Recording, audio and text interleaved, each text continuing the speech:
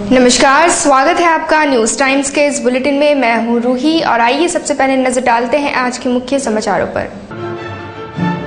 Youth Congress का जुगसलाई नगरपालिका कार्यालय पर प्रदर्शन। बागबेड़ा में किशोरी ने अधेड़ पर लगाया छेड़खानी का आरोप। और आम आदमी पार्टी ने निर्दोष लोगों पर लादे गए मुकदमे की उठाई जांच की मांग। अब खबरें विस्तार से। यूथ कांग्रेस ने जुगसलाई क्षेत्र की जन समस्याओं को लेकर आज जुगसलाई नगरपालिका कार्यालय पर प्रदर्शन किया।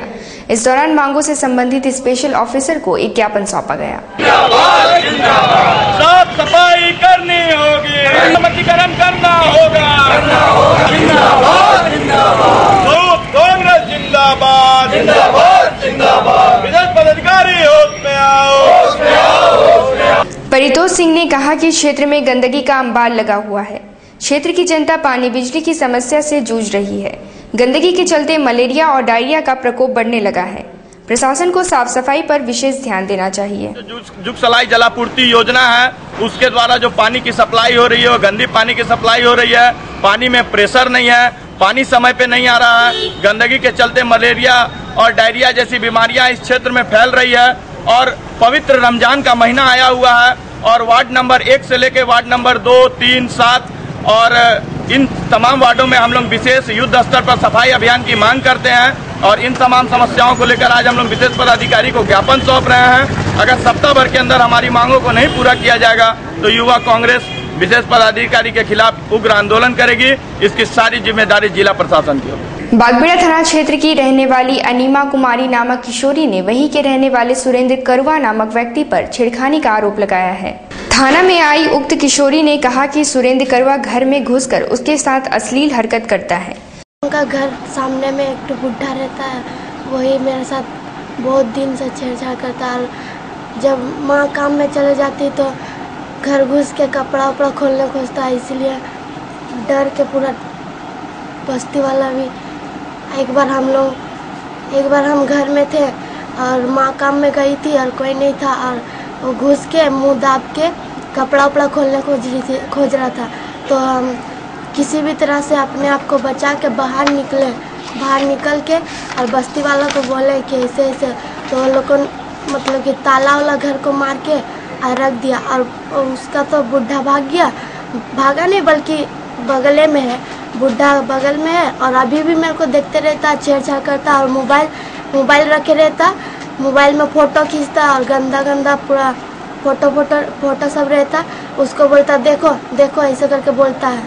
ऐसा ही कहना सामाजिक कार्यकर्ता गणेश विश्वकर्मा का भी है। हमारे भतीजी के साथ विगत 1 वर्षों से छेड़छाड़ का मामला चल रहा है सुरेंद्र करुआ के द्वारा, जो कि एम्प्लॉय है, रेलवे कर्मचारी है। उसका उम्र लगभग 50 वर्ष के आसपास है। तो जब इस मामला को हम सुने कि भाई रेलवे एम्प्लॉय है और उसका उम्र 50 वर्ष है और लड़की नाबालिग है, उसका उम्र 15 वर्ष है और वो विकलांग है, उसके साथ अगर इस तरह का मैटर होता है तो हम बोले कि ठीक है, आप लोग आए हैं तो हम आपका बात सुने हैं, लेकिन हम एक बार स्थल में भी जाके पूरा उसका छानबीन करेंगे। तो आज सुबह जब हम पोस्तो नगर गए तो वहाँ के कुछ लोगों से, बुद्धिजीवी लोगों से पता किए तो बात में हमको सत्यता मिला। तब हम इस परिवार को बोले कि आप चलिए थाना में FIR कीजिए, हम आपके साथ हैं, प्रशासन आपको सहयोग करेगा। समाज सुधार संघ और आम आदमी पार्टी ने मुसाबनी वन क्षेत्र पदाधिकारी द्वारा बेना सोल के ग्रामीणों पर दर्ज किए गए मामले की जांच की मांग उपायुक्त से की है। इस संबंध में DC को एक ज्ञापन सौंपा गया है। सुरजीत सिंह ने कहा कि वन क्षेत्र पदाधिकारी द्वारा कुछ ऐसे लोगों के खिलाफ मामला दायर किया गया है जिनका वन क्षेत्र की जमीन से कोई सरोकार नहीं है। प्रशासन को इसकी गंभीरता से जांच करनी चाहिए।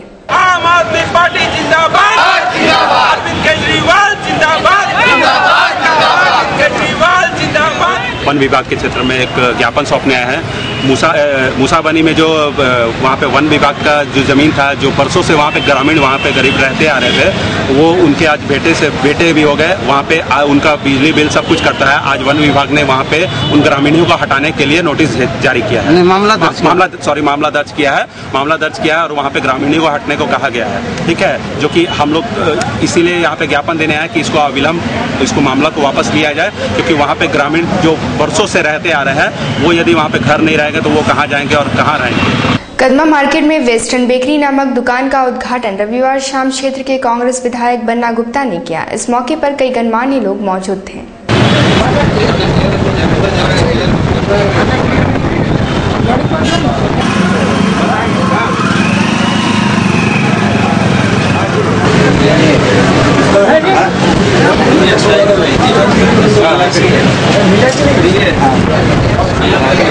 दुकान के मालिक सरफराज ने कहा कि कदमा में बेकरी की दुकान नहीं थी, इसी को ध्यान में रखकर इसे खोला गया है। वे ग्राहकों की मांग को पूरा करने की कोशिश करेंगे। इनॉग्रेशन करवाया है और हमारे पास fresh cream, butter cream, varieties of biscuits,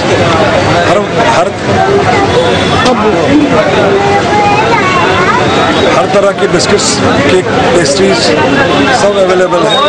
और कदमा में एक भी बेकरी नहीं था, इसलिए हमने सोचा कि एक बेकरी का आउटलेट कदमा बाजार में भी आना चाहिए। मुख्यमंत्री विकास योजना के तहत बागबेड़ा एदल झोपड़ी से लागो एब्राहम के घर तक 500 मीटर पीसीसी पथ का शिलान्यास क्षेत्र की विधायक मेनका सरदार ने किया। सड़क के निर्माण पर 3,58,000 रुपए की लागत आएगी।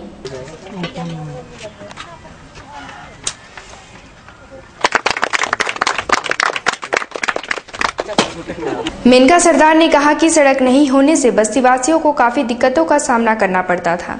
लोगों की मांग को देखते हुए उन्होंने उसकी अनुशंसा की थी। पार्टी के अध्यक्ष धनंजय जी या विशुलोहार प्राण या हमारे पंचायत समिति का सदस्य महिला का टीम यहाँ एक कैंप लगा था। उस समय लोग डिमांड किया था, दीदी हम लोग का यहाँ बहुत सारे समस्या है, पीने का पानी का तो चापाकल दे दिए हैं और रोड का भी हम आश्वासन दिए थे। उसके साथ साथ आज रोड का हम लोग का एक समाधान का रास्ता खोजे हैं। रोड कल से पीसीसी रोड ढलाई होगा, 400 फीट दिया हुआ है। उसके साथ साथ एक छोट घाट के निर्माण के लिए भी लोग डिमांड किया है। तो निश्चित रूप से आने वाला दिन में अगर सरकार बन जाती है तो आने वाला दिन में छोट घाट के भी निर्माण कर देंगे। कदमा रामनगर रोड नंबर 3 निवासी सविता देवी नामक महिला ने जेठ जेठानी और भतीजों पर पैतृक संपत्ति हड़पने एवं घर की बिजली पानी कनेक्शन काटकर मानसिक रूप से प्रताड़ित करने का आरोप लगाया है। इस संबंध में उक्त महिला आज एसएसपी से मिलने आई थी। पीड़िता ने घटना के बारे में जानकारी देते हुए कहा कि जेठ जेठानी और भतीजों ने उन लोगों का जीना मुहाल कर दिया है। पुलिस प्रशासन को हस्तक्षेप कर उन्हें समस्या से निजात दिलाना चाहिए। मेरे 2 साल से बिजली पानी काटा हुआ है, यहाँ तक कि मेरा सब कमाई उस घर में लगा हुआ, गहना गुड़िया सब ले लिए हैं। आज हमको बोल रहे हैं कि आप घर से निकल जाइए। हम बच्चों लोग को लेके, 3 बेटी को लेके हम कहाँ जाएंगे? रोड में आ जाएंगे। कौन बोल रहे हैं? ये मेरे भैंसुर है, कमला प्रसाद बोल रहे हैं।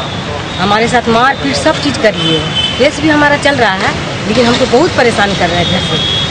क्षत्रिय महासंघ ने उत्तराखंड के बाढ़ पीड़ितों के सहायतार्थ 30,810 रुपए की राशि प्रधानमंत्री राहत कोष में दी है। राशि संबंधी चेक आज डीसी को सौंपा गया। प्रभाकर सिंह ने उत्तराखंड की त्रासदी का जिक्र करते हुए कहा कि वहां के लोगों की सहायता में पूरे देश को आगे आना चाहिए। हम लोग ड्राफ्ट उत्तराखंड आपदा राहत कोष के नाम से झारखंड क्षत्रिय संघ कदमा इकाई के द्वारा हम लोगों ने वॉलंटरी कंट्रीब्यूशन किया था। उसमें हमारे कदमा इकाई के अध्यक्ष श्री अजय जी और संजय जी के द्वारा इसमें महत्वपूर्ण योगदान दिया गया और आज हम लोग डीसी साहब से मिल करके रेड क्रॉस के माध्यम से इसको हम लोग अपना योगदान को वहाँ पहुँचाने का कार्य करेंगे। इसी के लिए आज हम लोग यहाँ 30,810। ब्राह्मण शक्ति संघ ने शिक्षा के व्यवसायीकरण के खिलाफ आज डीसी कार्यालय पर प्रदर्शन किया। पवन पांडे ने कहा कि शिक्षा का व्यवसायीकरण तेजी से हो रहा है। निजी स्कूलों में कोचिंग संस्थान धड़ल्ले से चल रहे हैं, वहीं शिक्षकों का जोर ट्यूशन पर है। ऐसे में गरीब बच्चों से शिक्षा दूर होती जा रही है। शिक्षा माफिया है। इस शहर में शिक्षा का व्यवसायीकरण हो रहा है। टेलको क्षेत्र के बड़े बड़े स्कूलों में वहाँ पे बड़ी बड़ी होर्डिंग लगा के प्राइवेट कोचिंग सेंटर को जगह दिया जा रहा है, उसमें खोला जा रहा है। हम लोगों का मांग है कि स्कूल को नो प्रॉफिट नो लॉस में जगह मिला है, उसका व्यवसायीकरण नहीं हो सकता और ना हम लोग होने देंगे।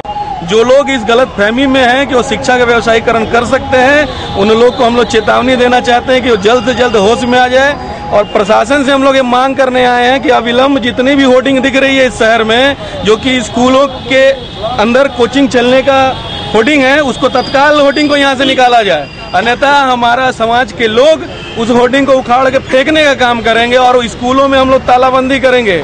बोधि सोसाइटी ने बोध गया में हुए सीरियल बम ब्लास्ट की निंदा करते हुए कहा कि राष्ट्रपति से आतंकवाद के खिलाफ कड़ा कदम उठाने की मांग की है। इस संबंध में राष्ट्रपति के नाम डीसी को एक ज्ञापन सौंपा गया है। बोधि सोसाइटी के एक प्रतिनिधि ने कहा कि बोध गया में आतंकी हमला एक दुखद घटना है। केंद्र सरकार को आतंकवाद के खात्मे के लिए ठोस कार्रवाई करनी चाहिए।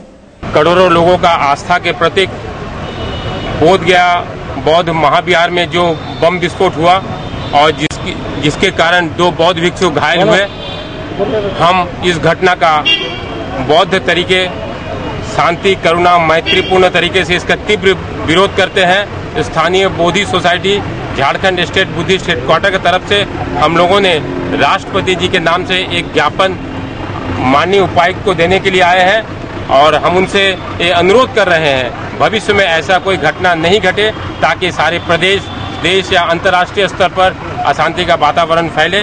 तथागत के बुद्ध के मार्ग से ही सारे विश्व में शांति फैलाया जा सकता है। लेकिन ये बहुत बड़ा दुर्भाग्य की बात है कि ऐसे पवित्र स्थान पर जो बौद्धों का आस्था का प्रतीक है, करोड़ों लोगों का आस्था के प्रतीक है, ऐसा बोध गया बिहार में बम विस्फोट हुआ।